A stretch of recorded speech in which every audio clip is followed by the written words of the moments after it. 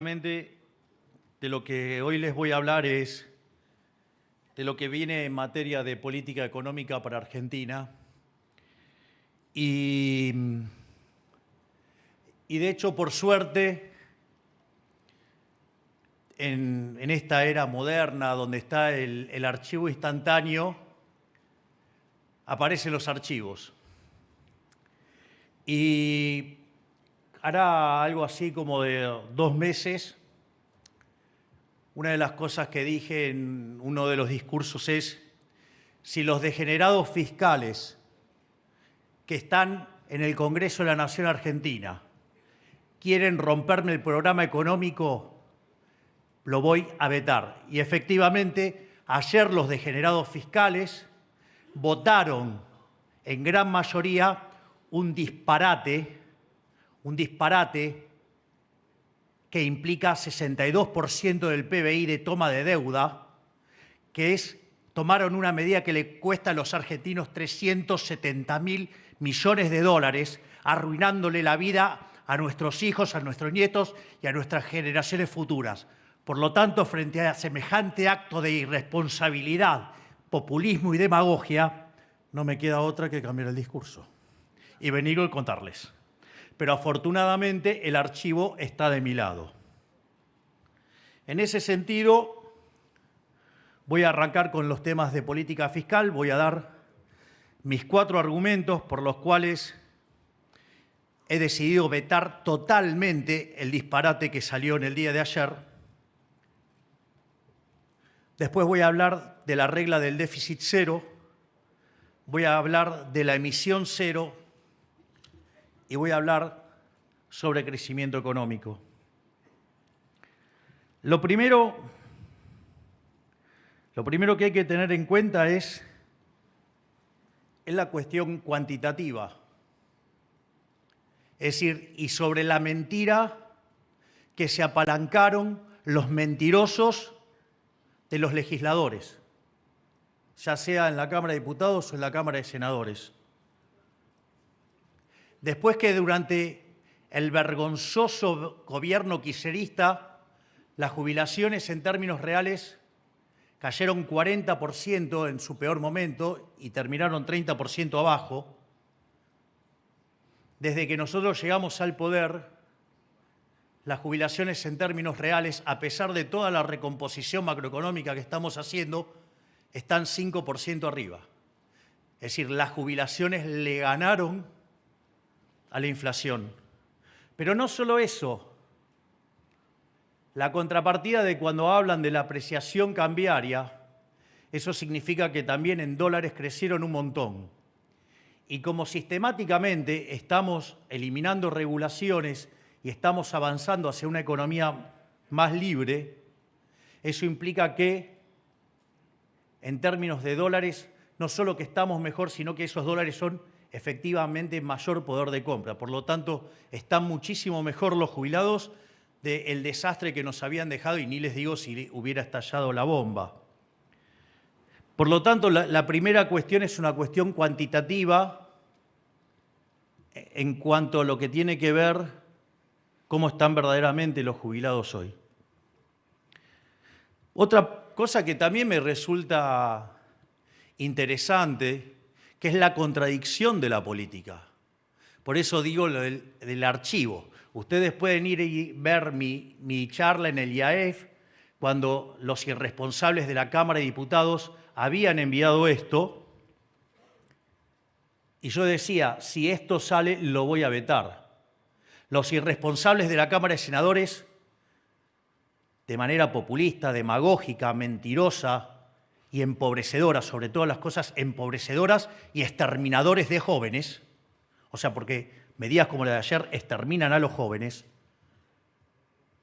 dije que lo iba a vetar y efectivamente lo veté. Es decir, hago lo que digo siempre. Mi palabra no se negocia y no les voy a dejar pasar ni 1 milímetro a los degenerados fiscales que quieren arruinar este país por tener beneficios para la casta política.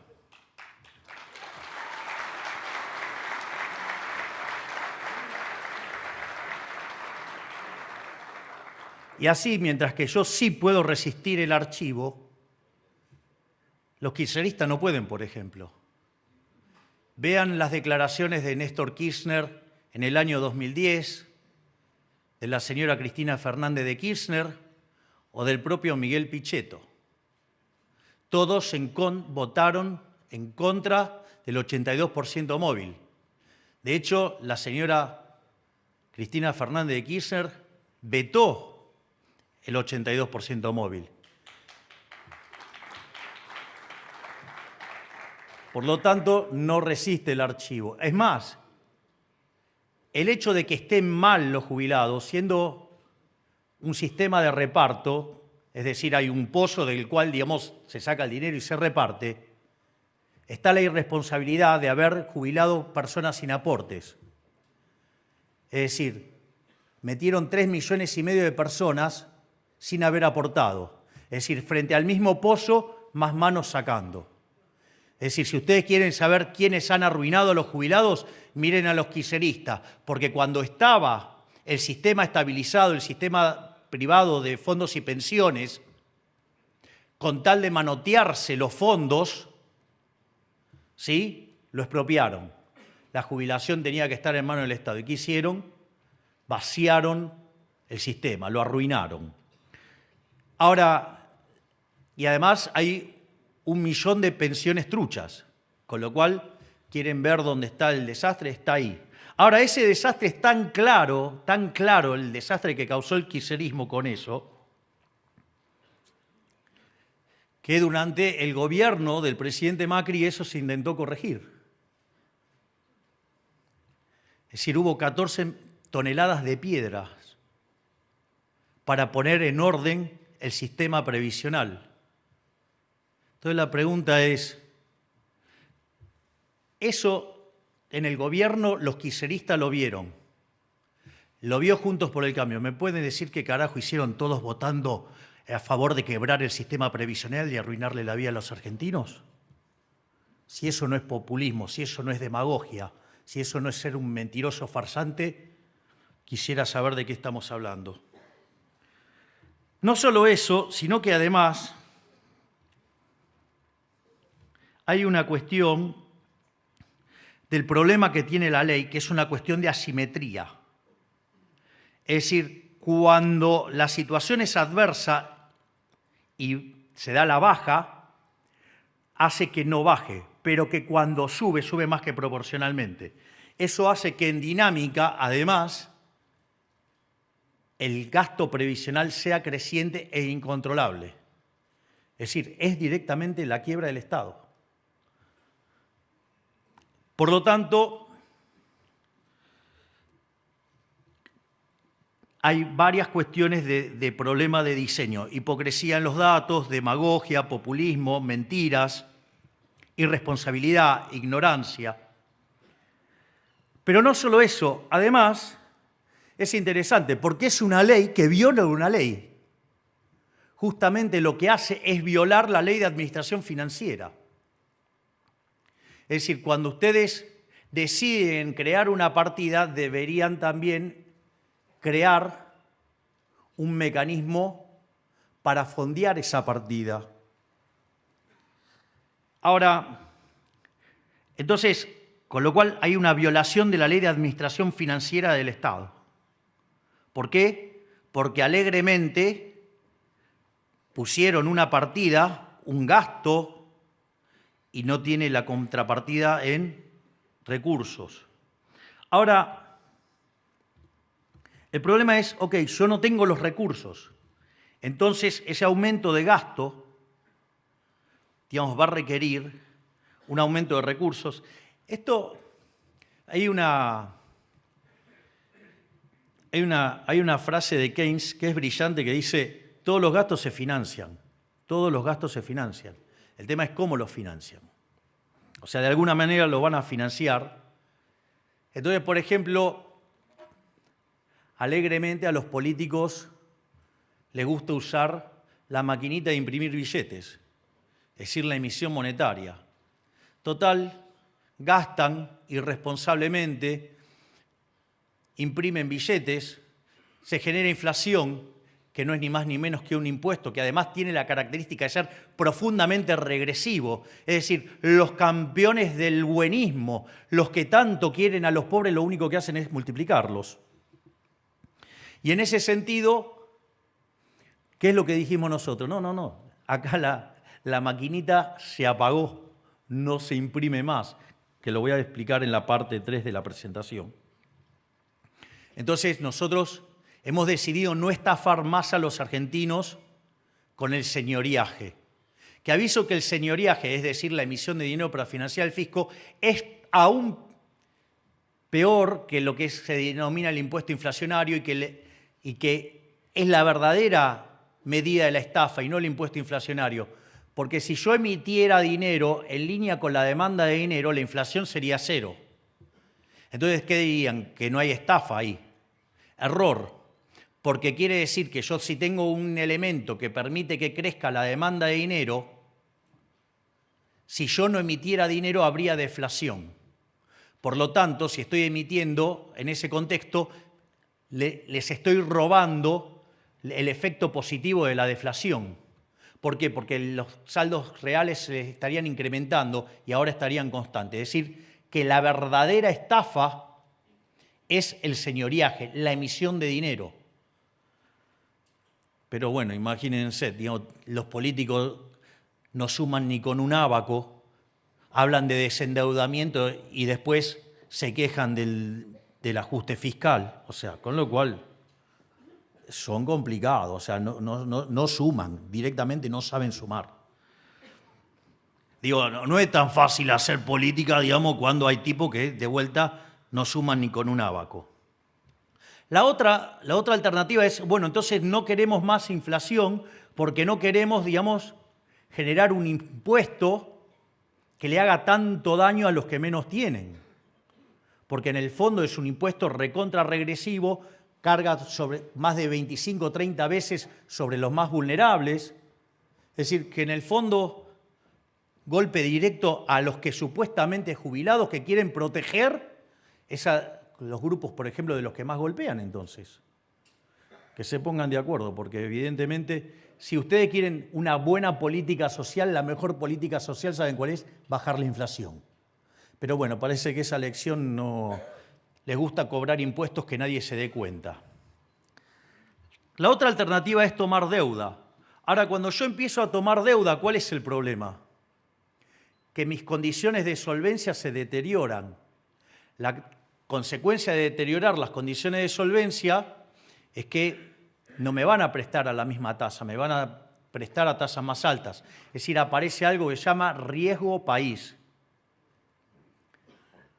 Imagínense que los políticos tienen problemas para computar sumas y restas, imagínense entender qué es la tasa de interés y el riesgo país. Entonces, en este contexto, esa suba en la tasa de interés implica que la acumulación de capital es menor, es decir, tengo menos inversión.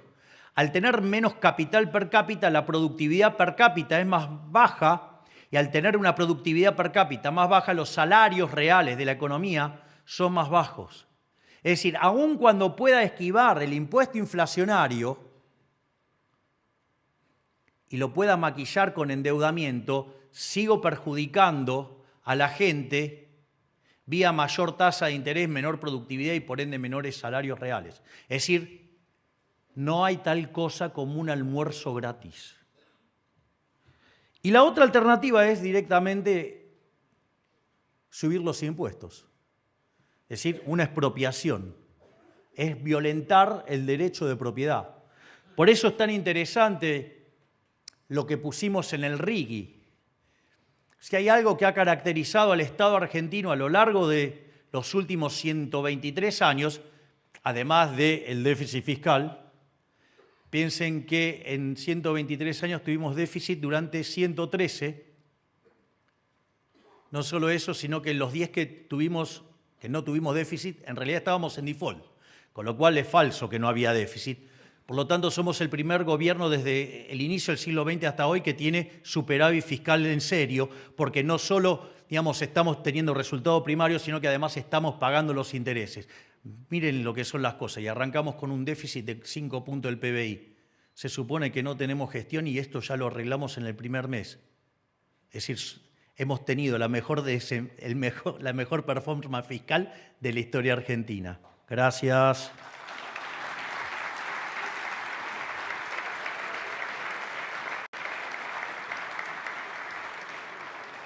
Y como obviamente esto está dando resultado y estamos bajando la inflación, después en la parte monetaria voy a entrar en los detalles, evidentemente la basura de la casta política quiere rompernos el equilibrio fiscal.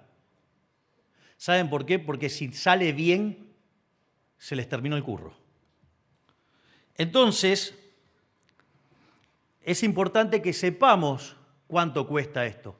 En general, lo que van a ver es que los políticos son muy mentirosos y además tienen sesgo de confirmación y contratan y piden que haga los números economistas también mentirosos. Entonces, digo, le va a aparecer algún mentiroso que quiere justificar esta aberración diciendo que el costo de la medida es 0,4 del PBI. Bueno, primero que eso es mentira porque es 1,2 el costo de lo que se sancionó ayer. Y si ustedes toman la tasa de interés promedio que paga Argentina, que es del 5%, eso estaría implicando, la medida así lisa y llana, un aumento de la relación deuda-producto en 24 puntos porcentuales. Es decir, el equivalente de lo que es deuda externa argentina. O sea, Argentina tiene varios conceptos de deuda. Lo parte que, por ejemplo, Guzmán necesitó reestructurar porque era imposible pagar, eran 24 puntos del PBI. Es decir, la medida de ayer implica 24 puntos del PBI si la tomara lineal. Ahora, la realidad es que una de las cosas que yo les mencioné es que hay una cuestión de asimetría. Y cada vez que ustedes tengan crecimiento económico, esa asimetría lo que va a hacer es que se lo capture. Por lo tanto, en ese contexto, miren, si Argentina para converger a ser un país desarrollado y y potencia, en 40 años, póngale, tiene que crecer al 4,5% per cápita. Quiere decir que si estuviéramos creciendo 2, sería un número bastante pobre, estaríamos estancados en estos niveles relativos, o sea, no tendríamos que hacer nada. La propia dinámica del mundo nos llevaría ahí si no hiciéramos disparates, lo cual, digamos, es un supuesto fuerte. Pero más allá de eso,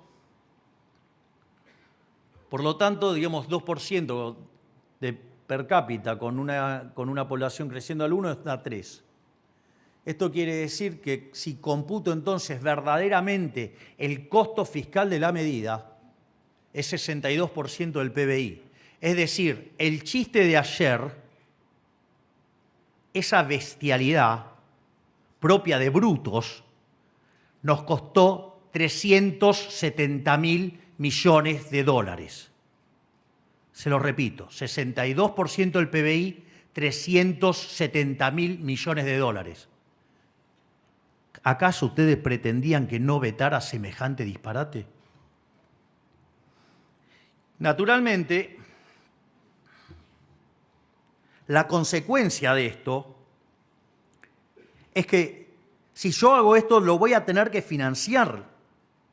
Y si lo voy a financiar, o voy a tener impuesto inflacionario, o voy a tener el riesgo país por las nubes, o aumentar la presión fiscal explícita, a punto tal que termino destruyendo la tasa de crecimiento.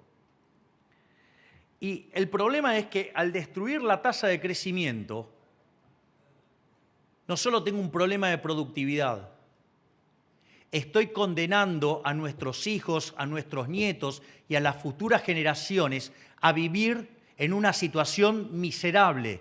Porque si hoy 2/3 de los chicos están debajo de la línea de la pobreza, disparates como los de ayer los va a hundir a todos en la pobreza.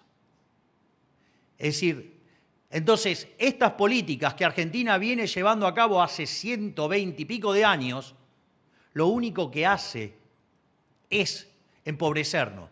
Está claro, no es simpático hacer lo que hice, pero también yo les dije que prefería decirles una verdad incómoda antes que una mentira confortable.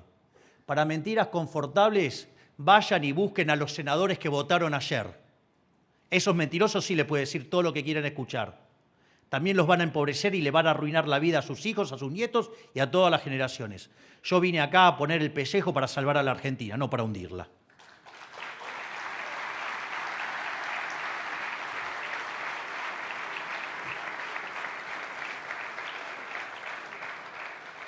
Dicho esto, ahora vamos a pasar a lo que es estrictamente la política fiscal.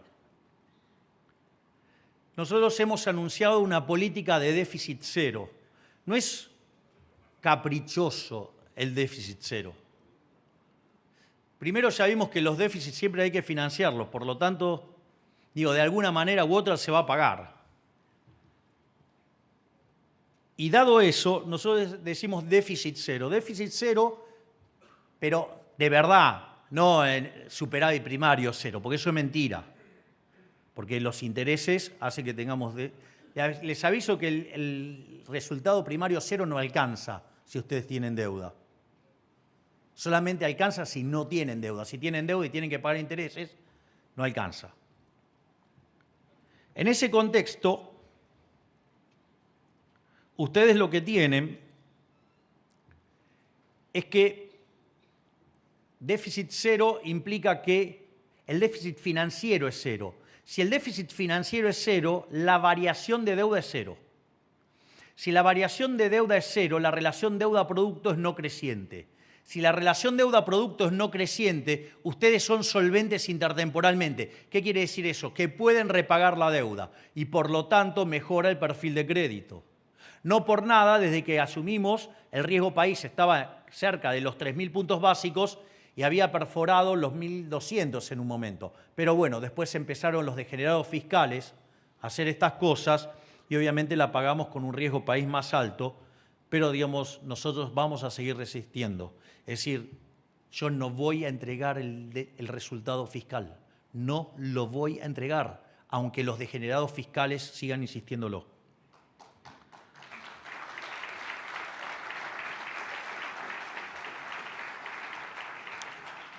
Y esto es importante porque si yo bajo el riesgo país, bajo la tasa de interés, genero una situación de mayor inversión, mayor productividad y mayores salarios. Es decir, debería ser algo importante para la clase política que Argentina se convirtiera en investment grade.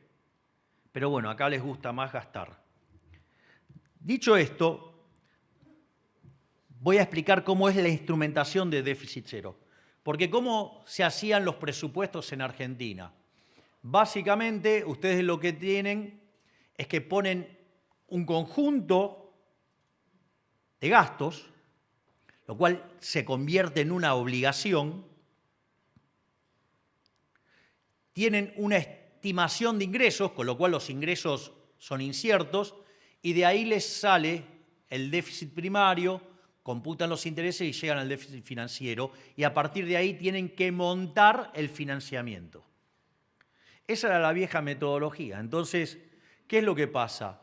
Si ustedes llegan a errarle en la estimación de inflación o en la estimación del PBI, se quedan con ingresos subdeclarados y les aparece un déficit fiscal enorme y vayan después a financiarlo. Una de las cosas que hacía el kirchnerismo, y que lo hacía brutalmente, que mentía la inflación, ¿por qué lo hacía? Porque entonces subestimaba los ingresos y todo lo que venía por arriba era el famoso látigo y billetera. Entonces, hacía que todas las provincias tuvieran que ir a besar el anillo, ¿sí?, a la Casa Rosada. Yo no quiero eso.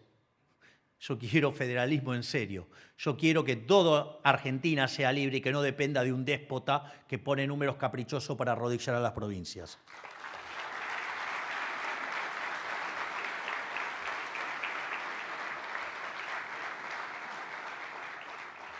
En este sentido, el superávit primario va a tener que ser igual a la deuda, a los intereses de la deuda. Los intereses de la deuda vienen dados por la tasa de interés que se paga por esa deuda, lo cual es un dato, y por la deuda que teníamos acumulada. Y entonces el superávit primario tiene que ser igual a ese número. Ahora, ese número tiene que ser igual a la diferencia entre los ingresos y los gastos. Entonces, a partir de ahí se hace una estimación de ingresos que se aclara que esta estimación de ingresos es importante para poder hacer después la imputación del gasto público no automático. Entonces, ustedes presentan un escenario macroeconómico. Lo que pasa es que si ustedes se fijan y miran los pronósticos de los econochantas a fines del año pasado o inicio de este, digamos, tenían hipótesis de inflación del orden del 350, 400% para el año que viene. Fueron corrigiendo y hoy el consenso de mercado es 40. Parece que algo de gestión y algo bien en materia monetaria estamos haciendo. Entonces no me puedo quedar con una hipótesis de ingresos, digamos, frente a semejante proceso de desinflación. Entonces necesito armar un presupuesto que tenga partidas que se acomoden a eso. En este sentido, dado ese escenario base, puedo determinar el gasto para que sea consistente con el pago de intereses y el resto del gasto. Y ahí ustedes van a tener partidas de gasto que tienen ajustes automáticos. Por ejemplo, las jubilaciones, que quedan enganchados al escenario macroeconómico y se mueven acorde al escenario macroeconómico, lo cual tiene sentido. Entonces, el gasto público va a haber una parte inducida que tiene que ver con el escenario macroeconómico, con lo cual ustedes están eliminando ese riesgo, y hay un gasto discrecional remanente. Entonces, ¿para qué sirve, digamos, determinar el escenario base? Para que en el gasto remanente, el gasto discrecional remanente, ustedes tengan la composición de ese gasto, las participaciones de cada uno de los componentes de ese gasto discrecional. Entonces, cuando la macroeconomía se mueve en una dirección distinta al escenario base, eso le permite determinar la forma en la cual el gasto discrecional también se tiene que ajustar. Por lo tanto, ese es el mecanismo que vamos a estar presentando en el presupuesto, de modo tal que podamos garantizar el déficit cero y que el déficit cero, digamos, se vaya de la vida de los argentinos. Ahora, claramente va a haber desvíos. Entonces, una de las cosas que puede pasar es que la tasa de crecimiento observada sea mayor que la que habíamos estimado. Entonces, la pregunta es, ¿eso es transitorio o es permanente? Si es transitorio, a ustedes cuando les ingresa, ¿qué pasa? La hipótesis del ingreso permanente. Les suben los ingresos de manera transitoria. Ustedes no aumentan el consumo en la misma línea, lo aumentan acorde al aumento del ingreso permanente, que es poquito, porque lo que subió es el transitorio. Entonces, en el corto plazo se genera una diferencia y ¿ustedes qué hacen con eso? Ahorran, hacen caja. Y eso nos da recursos para manejar la política financiera de la deuda que sí ya existe. Por otra parte, si el aumento es permanente, y quiere decir que los ingresos, digamos, pasaron un escalón más alto, ¿no se imaginan qué voy a hacer? Voy a bajar los impuestos, ¿o creen que se los voy a dejar gastar a los políticos?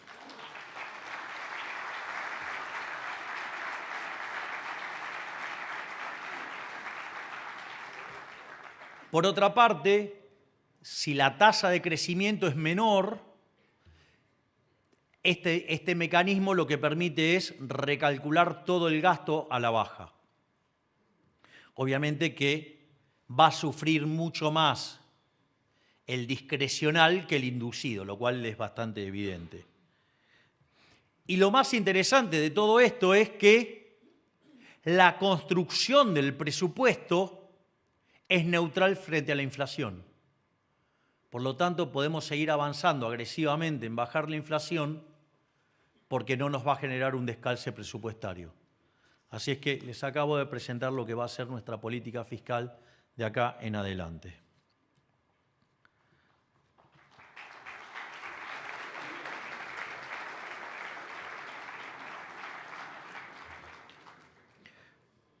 Por otra parte, ahora lo que voy a hacer es explicar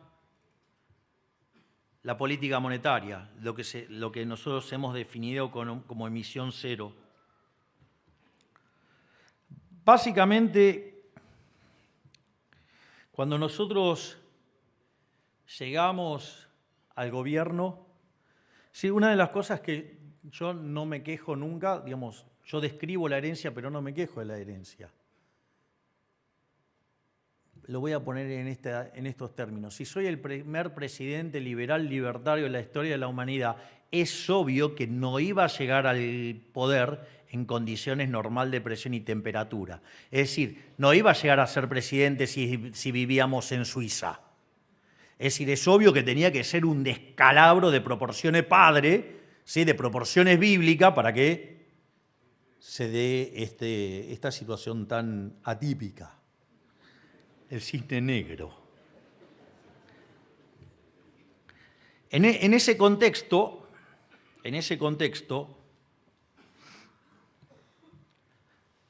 nosotros llegamos y la inflación diaria estaba cerca del 1,2%, que en términos anualizados implicaba 7.500% de inflación.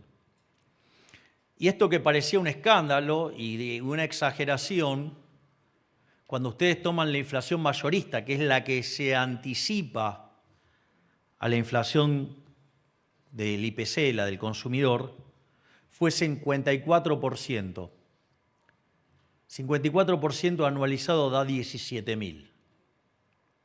Imagínense que, digamos, nuestros políticos no pueden computar sumas y restas, imagínense una función geométrica, o sea, una exponencial.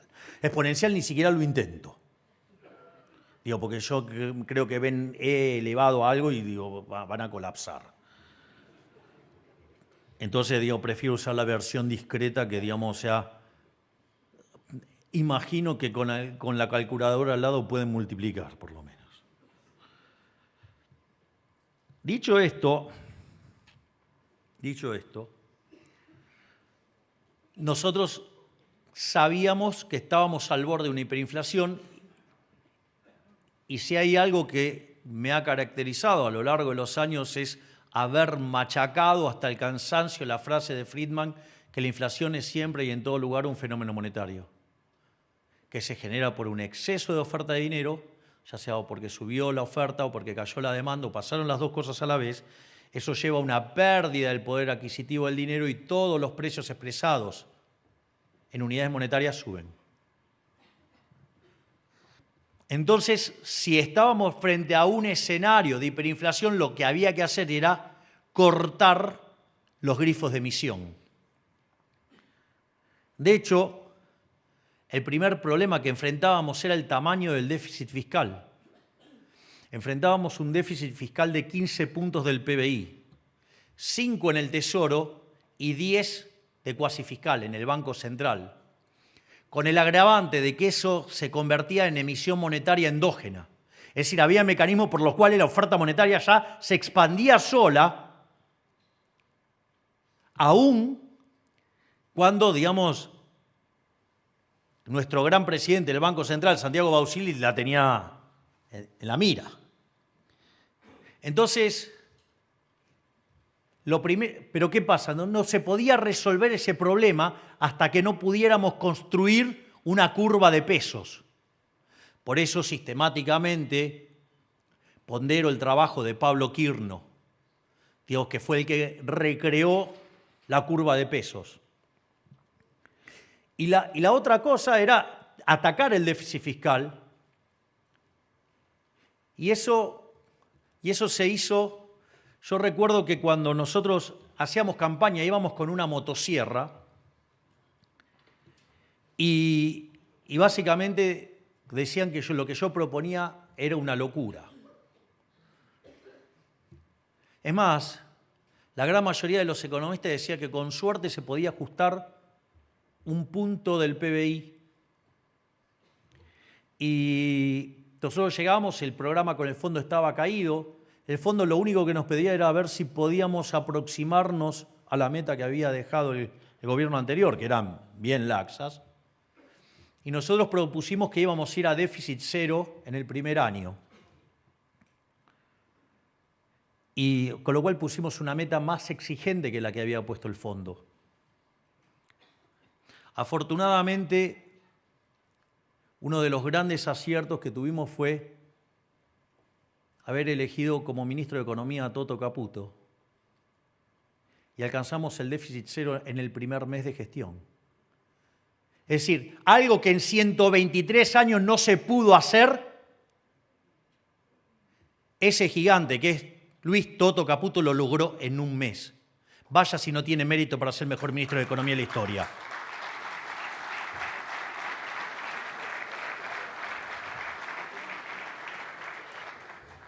De hecho, primero dijeron que eso lo hacíamos no pagando, nos inventaron un montón de cosas, que no era sostenible, que en febrero se caía el superávit, y no se cayó en febrero, no se cayó en marzo. Terminamos la primera parte del año, tuvimos superávit hasta en junio, con la estacionalidad que tiene las cuentas públicas. Y en los 7 primeros meses, siendo que en julio caen los vencimientos, acumulamos un montón de superávit. Tenemos en la cuenta del Banco Central 17 billones de pesos y de acá a fin de año vamos a estar quitando vía superávit entre 6 y 9 billones de pesos más. Miren si no ha funcionado verdaderamente la motosierra. Pero no alcanzaba con eso. Es decir, teníamos el problema del cuasi fiscal, que era un problema del doble del tamaño del que teníamos en el Tesoro. De hecho, llegamos y teníamos 4 bases monetarias en títulos a un día, o sea, teníamos plantada la hiper.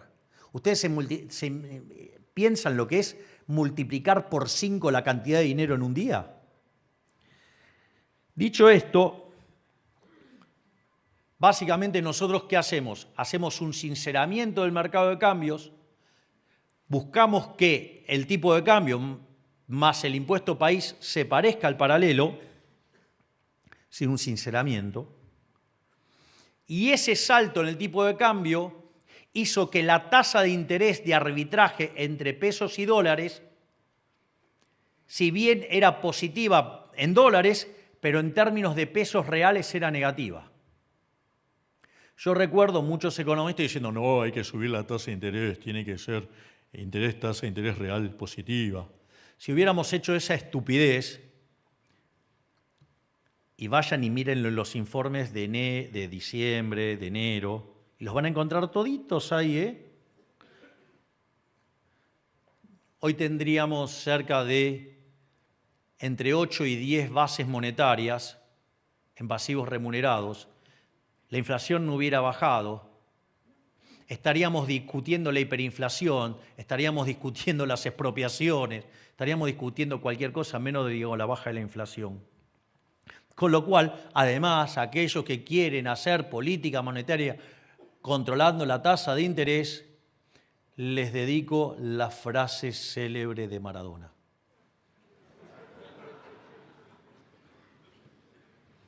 Paliza teórica es poco. Dicho esto, nadie hablaba de eliminar, digamos, los pasivos remunerados de las LELIQs. Nadie hablaba, el único que hablaba de eso. ¿Saben qué? Me sentía más solo que Adán en el Día de la Madre. Eso sí, se ocupaban todo con, ¿cómo era? Fideo, tuco, no tengo fideo, no tengo tuco. Me parece que tanta tintura le hizo mal. Al margen de eso, que nunca dijeron cómo iban a resolver ese problema, nosotros sí lo enfrentamos de frente. El hecho de que fuimos a arbitrar la tasa de interés en dólares y que dio tasa de interés real negativa en pesos, nos permitió que licuar básicamente la posición de pasivos remunerados sin que implicara un ataque especulativo contra la moneda, al tiempo que limpiábamos el problema de stocks que nos dejó el gobierno anterior, que todavía no terminamos, pero estamos trabajando en eso. Entonces, en ese contexto, parecía imposible que se pudiera terminar con el problema de los pasivos remunerados. Y todos lo iban a arreglar por arte de magia. No, arte de magia no. Si yo les hubiera dicho que lo iba a mantener constante, me hubieran aplaudido. Increíblemente, en 7 meses de gestión, eliminamos los pasivos remunerados y se terminó con el cuasi fiscal. Con lo cual, en 7 meses de gestión, metimos un ajuste fiscal de más de 15 puntos del PBI, haciendo el ajuste fiscal más grande de la historia de la humanidad. Miren si no hemos gestionado la política económica. Pero obviamente no alcanzaba. En connivencia entre el Fondo Monetario Internacional y la gestión anterior no cumplía con las metas. No cumplía con las metas monetarias, no cumplía con nada. Pero sin embargo, seguían haciendo déficit fiscal. Para que tengan una idea, a lo largo del gobierno kirchnerista se financió con emisión monetaria déficit por 28 puntos del PBI. En el último año habían sido 13 puntos del PBI.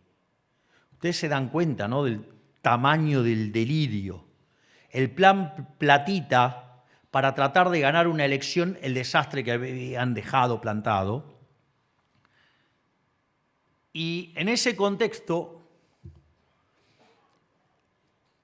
una de las cosas que le permitió el Fondo Monetario Internacional a los irresponsables del gobierno anterior fue utilizar los puts.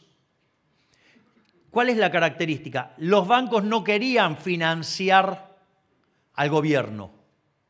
Preferían ir al Banco Central porque si había un problema de liquidez podían ejecutar y con eso hacerse de los pesos y preservar el problema de liquidez que es tan importante dentro de un banco, el manejo de la liquidez.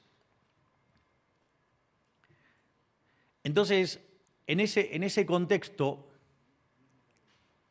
¿qué es lo que hizo el fondo? Le permitió generar los puts. Cuando ustedes lo registran en contabilidad regulatoria, no les aparece el tamaño del verdadero contingente, sino que le aparece solamente el instrumento. La contabilidad regulatoria les permite solamente anotar el put, no el tamaño del problema que tienen. Y obviamente que eso eran más de 4 puntos del PBI. Y eso era una carga y hasta que no se resolviera también teníamos un problema para frenar la emisión. De hecho, nosotros en la Bolsa de Comercio de Buenos Aires, en el aniversario de la Bolsa de Comercio de Buenos Aires, habíamos anunciado el programa de exceso de oferta cero. Es decir, que solamente íbamos a emitir dinero contra demanda de dinero, entendiendo como demanda de dinero la venta de dólares del sector privado. Es decir, digamos que ustedes con los dólares vayan y compren pesos. En ese contexto, nosotros teníamos eso fue un día viernes, el día lunes nosotros teníamos una reunión, el presidente del Banco Central y el ministro de Economía tenían una reunión con los bancos a las 10 de la mañana y mientras que estaban los bancos sentados en esa mesa, el Banco Macro, digamos, banco que se hizo grande a la luz de hacer negocios con el kirchnerismo, ¿sí?, ser el banquero del kirchnerismo, ejecutó los puts. No sé, que ejecutó puts por el equivalente de 2.000 millones de dólares. Quiero saber cuántas veces ustedes han visto en la historia argentina una corrida por 2.000 millones de dólares y que la economía no estalle. Eso lo logró Caputo, Bausili y Kirchner. Por eso es que siempre los menciono y los destaco tanto, porque lograron torcerle el mercado en una corrida de 2.000 palos verdes. ¿Y saben por qué lo hicimos?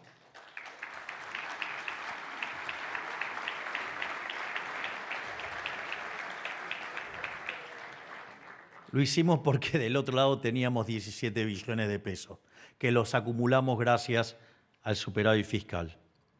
Pero no solo eso, no se quedaron tranquilos los muchachos ahí y nos fueron a buscar a la otra semana en una corrida para tratar de hacer saltar el dólar. Y en ese contexto, yo me acuerdo que en ese momento estaba por exponer en Zambale y estaba en el día anterior, y con el ministro Caputo y con el presidente del Banco Central decidimos avanzar en una etapa todavía mucho más profunda del control monetario, que es emisión cero, directamente emisión cero. Por lo tanto, si nos querían correr, que lo hicieran, que nos atacaran la moneda, pero tarde o temprano el dólar se iba a desplomar y se les iba a caer. Y efectivamente lo mal que la están pasando, porque veían un dólar en 2.000 y el dólar está en torno a los 1.250. Hola, mandriles. Dicho esto, una de las cosas bajo la cual, ¿cómo sería el equilibrio de cero intervención? Porque salieron a decir que nosotros estábamos interviniendo en el mercado de cambios. Es decir, los economistas, con tal de justificar sus errores, son capaces de decir cualquier cosa. Entonces, ¿cómo sería un mercado libre de intervención? Yo dejaría constante la cantidad de dinero, el tipo de cambio fluctuaría y la variación de reservas sería cero. Entonces, nosotros, ¿qué es lo que pasa? Como todavía tenemos el problema de stocks. Les paso un tema. ¿Alguien tiene idea de cuántas regulaciones metió el gobierno anterior en el mercado de cambios? Digo, porque hablan de la salida del cepo y nosotros estamos diciendo todo el tiempo, estamos más cerca, estamos más cerca, estamos más cerca, y dice, no hicieron nada, no hicieron nada. ¿Saben cuántas regulaciones se metieron en los últimos 2 años el kirchnerismo? A ver, escucho propuestas de números. 500 sería una aberración, ¿no? ¿Sí o no? ¿Quién fue? 500. Sería una aberración. A ver, más arriba. 2100. Más arriba, vamos. Sigan. 5000. 5000 sería un disparate, ¿no? 12.000 sería un disparate también, ¿no? Hay gente bien poniéndole onda. ¿Sabe? Estamos claros que si se fuera 20.000 sería un disparate total, ¿no? Bien, exacto. Me gusta que hablemos en latín. Un tremendo quilombo. Bueno, agárrense bien ahí fuerte de las sillas. 80.000. Sí, claro. Entonces, el Banco Central está sacando regulaciones al ritmo de 100 por día en promedio. Es decir, todo el tiempo estamos avanzando en la eliminación del cepo. De hecho, el mejor indicador de ello es que cuando nosotros asumimos se pagaban de las importaciones solamente el 15% y hoy se paga el 90%. Entonces vean que sí estamos avanzando. De hecho, se los voy anticipando, en estos días vamos a estar publicando una bitácora de las cosas que vamos haciendo. Digo, así cuando hacen el cómputo de cuánto gestionamos o no, digamos, hacen mejor las cuentas. Entonces, ahora, como nosotros tenemos cepo, ¿cuál es el problema? Que los dólares que comprábamos en el MULC no es demanda de dinero. Es decir, demanda de dinero es cuando yo tomo los dólares y compro pesos para hacer transacciones. Pero como yo tengo control de capitales y los exportadores están obligados a liquidar, Eso no es compra de pesos, eso es venta de dólares. Por lo tanto, estábamos emitiendo dinero y no era demanda de dinero. Y eso hacía que la tasa de inflación bajara más lenta de lo que nos hubiera gustado que baje. Entonces, ¿qué es lo que dijimos? Vamos a devolver esos dólares. ¿Para qué? Para sacar los pesos. Obviamente, como había brecha, por cada 3 dólares que comprábamos en el MULC, los pesos que habíamos emitido lo podíamos sacar con 2 dólares y nos quedaba 1 dólar adentro del Banco Central. Por lo tanto, si se fijan, ¿qué es lo que va a pasar? La cantidad de dinero, ¿cuánto varía? 0. Tengo un poquito de aumento de reservas y el tipo de cambio va a estar más libre. Es decir, que en el equilibrio que teníamos previo, teníamos por cada 3 dólares de intervención. Y hoy por cada 3 dólares de intervención, limpiamos 2, por lo tanto queda 1. Es decir, que el equilibrio nuevo tiene menos intervención, tiene menos variación de la cantidad de dinero y por ende la tasa a la que va cayendo la tasa de inflación es mucho más rápido. Entonces, la pregunta es, esto sí también es técnico, es la primera vez que lo voy a expresar en público, es, obviamente que este es un auditorio que está en condiciones de asimilar lo que voy a contar, porque ustedes tienen una inflación que es la inflación observada, pero hay una inflación que está inducida por la macroeconomía. Por lo tanto, la verdadera inflación es la remanente. Si yo tengo, supongan el caso que tengo tipo de cambio fijo, supongan que yo hubiera fijado el tipo de cambio respecto al dólar. Por lo tanto, estaría importando, ¿qué cosa? La inflación de Estados Unidos. Es decir, tendría inflación, que sería la inflación de Estados Unidos, si el dinero estaría determinado de modo endógeno porque fijé el tipo de cambio. Dicho esto, quiere decir que yo tengo dos, y si además devalúo, tendría que sumarle ¿qué? La devaluación. Tengo un crawling peg del 2% mensual, más la inflación que tengo internacional, o sea, yo tengo una inflación inducida del 2,4% mensual. La pregunta es ¿por qué no liberas el cepo? Digo, porque todavía no terminé de arreglar el problema de los stocks. Pero créanme que los estoy apuntando. Por lo menos cuando termine el año voy a haber eliminado la mitad de las regulaciones que dejaron las cucarachas. Dicho esto, en ese sentido, quiere decir que si yo tomo 2,4% y tomo la inflación verdadera, la observada, de 4, tengo un diferencial de 1,6 en consumidor. ¿Esto qué quiere decir? Que si yo anualizo ese número, la inflación en Argentina entonces viene viajando al 20% anual. Es decir, la verdadera inflación que está generando la macro, o sea, quiere decir que todavía sobra dinero en la economía. Por eso genera ese nivel de inflación, aun cuando no emita. Viene viajando al 20% en consumidor. Pero ¿qué es lo que pasa? Consumidor tiene algunos componentes que ensucian la medición y siempre es más interesante mirar que mayoristas. ¿Por qué? Porque se adelanta a los precios al consumidor.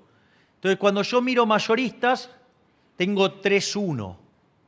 ¿Esto qué quiere decir? Que viene viajando entonces al 0,7. 0,7 es 8% anual. Y si tomo el resto del sistema de precios mayoristas, la inflación vendría viajando al 0,4. Si viene viajando al 0,4, estamos hablando de una inflación en torno al 5 o 6% anual. Es decir, de estar discutiendo una hiperinflación con niveles del 17.000%, la verdadera inflación macro argentina hoy viaja al 5%. Y eso se logró sin haber atravesado la hiper que me licuara todos los saldos reales. Se atravesó sin expropiaciones, o sea, nosotros no hicimos un plan Bonex. Se hizo sin controles de precios, se hizo sin fijar el tipo de cambio y se hizo, además, con recomposición de tarifas. Si eso no es digno de decir que Caputo es el mejor ministro de Economía de toda la historia argentina, no sé a dónde van a buscar una evidencia empírica tan fuerte en favor de dicha frase.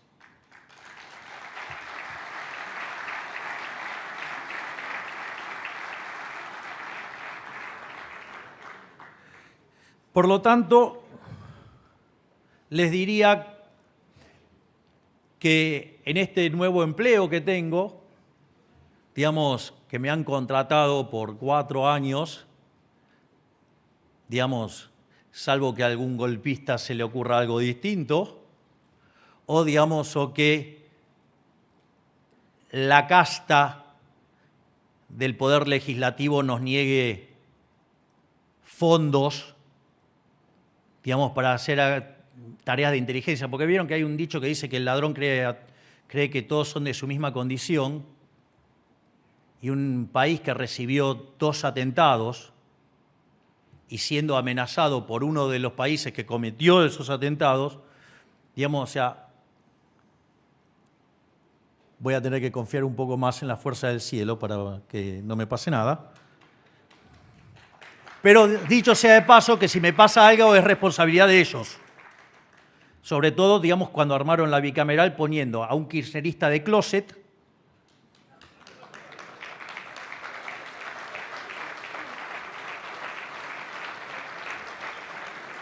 y otros dos kirchneristas, digamos, que son corresponsables del pacto con Irán, o sea, quien le puso la bomba en Argentina.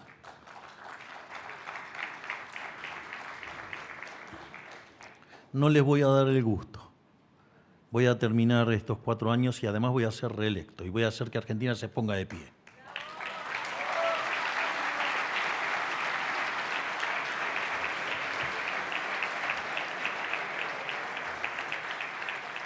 Pero como yo esto lo miro como un trabajo, no estoy pensando en eternizarme.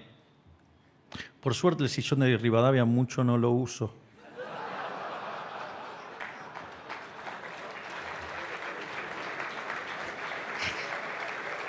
No se me pegan costumbres raras. Pero debo confesar que soy paleolibertario y además muy afortunado. Pero al margen de eso, para los que no saben, paleolibertarios son los libertarios conservadores, o sea que somos monógamos y esas cosas. Aclaro, porque pongo los subtítulos, porque, digamos, o sea, está bueno para, digamos, el barrio entiende, pero no todos están obligados. Dicho esto, mi job description decía que tenía que bajar la inflación, lo estamos logrando. Mi job description decía que tenemos que pulverizar la inseguridad y creo que la provincia de Santa Fe es testigo de la enorme tarea de la ministra Bullrich exterminando la inseguridad.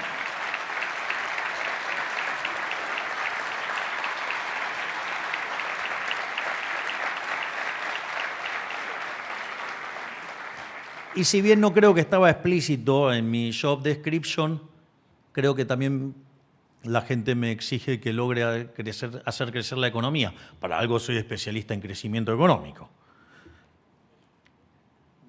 Interesante que la política todavía eso no me lo borró. Y lo liberal libertario tampoco. Dicho esto,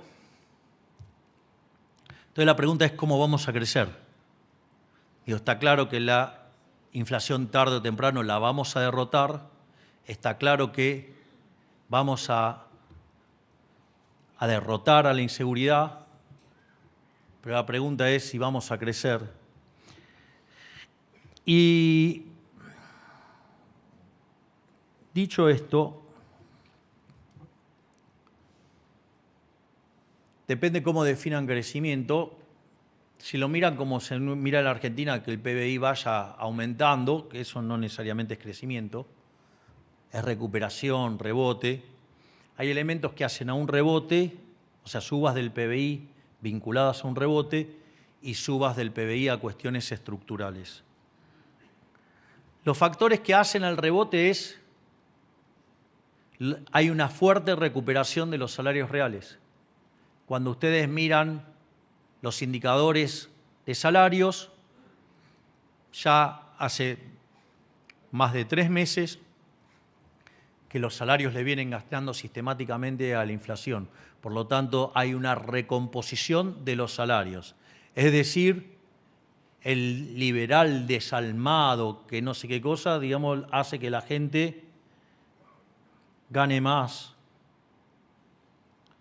No solo eso, también las jubilaciones, con el cambio de fórmula que propusimos, implicó que empezó a recuperar contra la inflación, y como la inflación viene a la baja, por lo tanto, en términos reales, las jubilaciones están subiendo.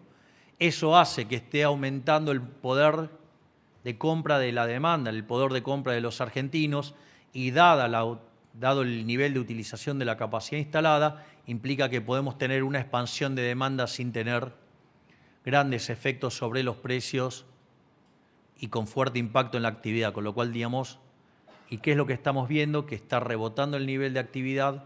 Hoy 8 de 10 indicadores importantes de alta frecuencia muestran que la economía está saliendo adelante. Cuando ustedes miran indicadores de actividad, pero que son viejos, está claro que están viendo un piso entre lo que es en torno al segundo trimestre del año. Y en ese contexto, eso da un rebote de actividad, empleo y salarios. Además, hay una cuestión del ciclo de stocks, es decir, frente a la crisis que se avecinaba durante la última parte del gobierno kirchnerista, ustedes acumulaban stocks para evitar la crisis, para protegerse de la crisis, para poder salir del dinero. Eso hizo que el nivel de actividad estuviera más alto de lo que debería haber estado, porque había mucha inversión en stocks. Aún así, en el cuarto trimestre del año pasado, la actividad cayó 2,5%.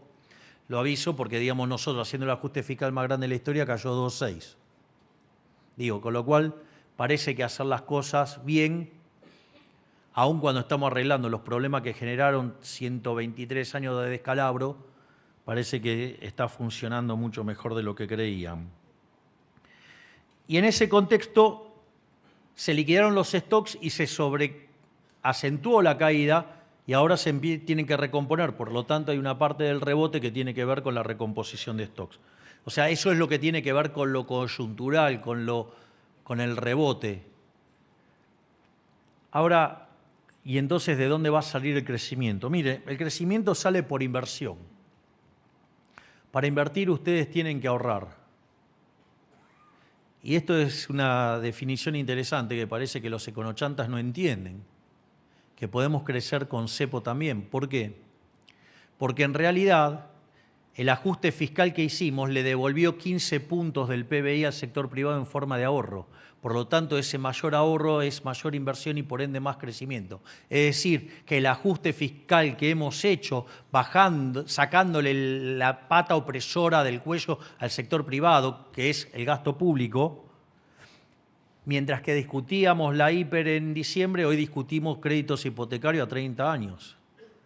En el fondo, de ahí es donde salen los fondos para financiar el crecimiento económico. Pero no solamente eso, sino que además, eliminando la inflación, eliminamos el problema de distorsión de precios relativos y eso también genera un efecto de recomposición. A su vez, el déficit cero implica trabajar de lleno contra el riesgo país, contra altas tasas de interés, por ende también eso implica mayor crecimiento económico. Y como si fuera poco, hicimos la reforma estructural más grande de la historia argentina. En ese contexto, la reforma estructural más grande que se había hecho en Argentina fue la que se hizo al inicio del gobierno de Carlos Menem, y fue la más grande de la historia argentina. Nosotros, con la ley Bases, la reforma es 5 veces más grande que la que hizo Menem. Y si sumamos el DNU, con beneficios muy claros, por ejemplo, lo que pasó en el mercado de alquileres, la reforma es 8 veces más grande que la que ocurrió en el gobierno de Menem. Y eso lo hicimos en 6 meses, con 15% de la Cámara de Diputados y 10% de la Cámara de Senadores. ¿Y por qué es importante esta reforma? Porque esta reforma nos permite escalar 90 puestos en términos de libertad económica. Y aquellos países que son más libres son 12 veces más ricos que los reprimidos. Nos pone a la altura institucionalmente en la línea de países como Alemania, Italia, Francia. Es decir, en un sendero de fuerte crecimiento que podría hacer que, de vuelta, en 40 años alcancemos en dinámica esas potencias. Sin embargo, para mí eso no es suficiente. A mí no me alcanza estar en ese nivel. Yo quiero que Argentina sea el país más libre del mundo.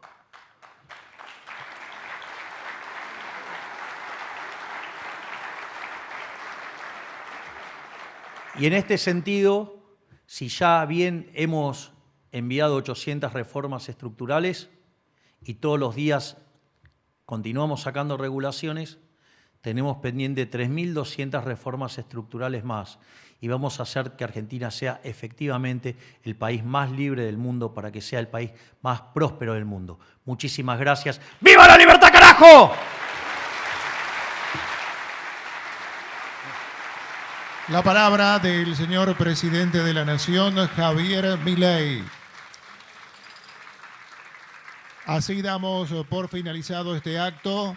Solicitamos a todos los invitados a aguardar en el salón hasta que se haya retirado el señor presidente de la Nación para posteriormente dirigirnos al hall central del edificio institucional a compartir un cóctel de cierre. Para ingresar al mismo, recuerden contar con su QR.